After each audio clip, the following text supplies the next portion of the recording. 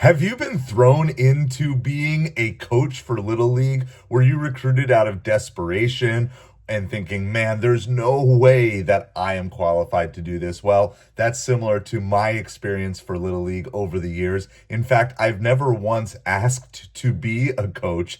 In all 4 years, I was brought in as a coach due to either just situations where teams were short on coaches or whatever. And so I've had the thrill of getting to coach my son all 4 years of his baseball career. Even though I love baseball, I really didn't know much about coaching. So I wanted to give you a crash course in what you can do if you are a brand new coach. And so let me just give you a few ideas and tips. First of all, don't feel like you have to know everything. You're not. Okay, you were thrown into this position. You maybe feel unqualified, unprepared, and you know what? You might be, but that's okay. Give yourself a break that you don't know everything. Okay, now, number two, give your kids a break because they know that you don't know everything too. As you're the coach of the team, it's okay to be open and honest. Say, hey, look, I'm new. I'm learning. We're going to get better as a team. I want you to get better as individuals, and I'm going to be working to get better as a coach. If you are open and honest and don't come across as this coach that seemingly knows everything, your kids, your team is going to see right through that right away if you kind of come out and start bragging about things. All right, number three, focus on the things that you do know. Focus on the areas that you do have. So when I first started in Little League, I went back to my Little League experience. And I remember one of the phrases that they always said to me when I was in Little League was keep your eye on the ball. But I, as a Little Leaguer, never understood what that meant. Now, you could call me a little dense as a Little Leaguer, and that's probably true. But one of the things that I work to do is saying and teaching these kids what that actually means. Like, keep your head down, watch the ball all the way through contact. And so you can simply take things that are common knowledge, but kids hear all the time and sometimes actually goes over their head because they hear it so much because they don't know what it means. You know, do you have a different way or a better way of teaching the motion? I'm not saying like teaching them how to do it differently, but I'm saying a different way of explaining to the kids how to do it. That's one of the things that I like to do, doing that. All right. The next thing is this. Also, teach out of your strengths. So maybe you don't know every last way for the catcher to position himself or the best way to pitch or different things, but you do know things like hustle. And if you're on the field, be running. And maybe you know strength and conditioning. And so you know some of those things that can help your team.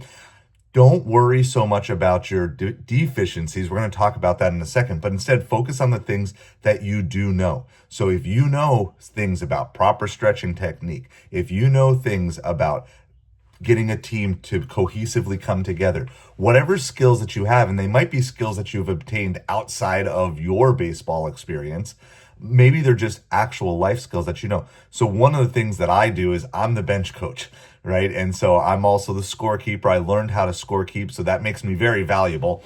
Now I'm not the best scorekeeper in the world, but I've learned how to do that. But I'm also the bench coach. So I'm constantly working and trying to build this team into a team that's going to be up on the fence, cheering for their teammates, because it's not a thing that a lot of kids do naturally. They tend to kind of wander away and go off. Now, some kids, maybe you're going to be lucky and you'll have a team where everybody's super focused on the game. But I found, at least in my years of experience, usually these teams take a little while to gel and take a little while. And we had a great comeback victory last night. We were down 12-2 and we ended up winning 14-13. And so, but it was frustrating in the first half of the game, trying to get them to cheer for their team. But by keeping them engaged in the game, when we made the comeback, all the kids were there and ready to celebrate and run out on the field when they made the comeback and when they won the game. And so part of my job is to say, okay, well, even if I'm not going to be the first base coach, the third base coach, even if I'm keeping score in the midst, I'm trying to keep the dugout in order. I'm trying to keep them involved in the game, engaged in the game. And now I'm starting to get to the point in the season where I'm seeing which kids actually know the game, and certain kids are like, they're able to come and they're able to follow along. What is the count? Where is the pitcher pitching? Where is the umpire calling balls and strikes? And again, you can say, well, these are things kids should be doing, but they just don't naturally do it. And unless someone teaches them, and not just teaches them by saying, this is what you're supposed to do, but if you're like in the position like me, where you're the scorekeeper, you constantly know what the count is.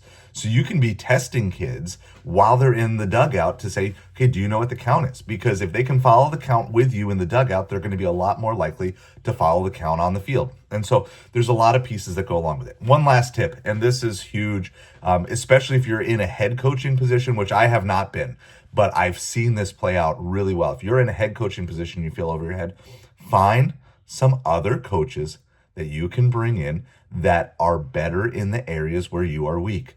So find a coach who's really good at pitching if you're not a pitching expert.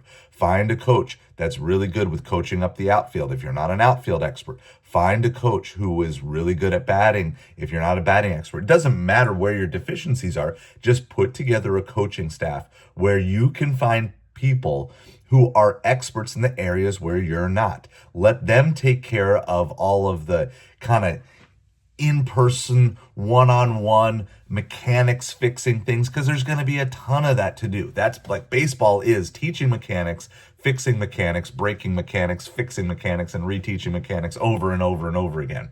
And that will free you up to focus on the things that are most important to you, making sure the practice runs smoothly, making sure that you get through everything that you need, making sure you can find those kids who are maybe lagging behind a little bit and give them that little bit of extra attention or different things. So as someone who has been coaching in a capacity for 4 different years, these are some of the best tips that I have for you. I would love to know any other tips that you have down in the comments below.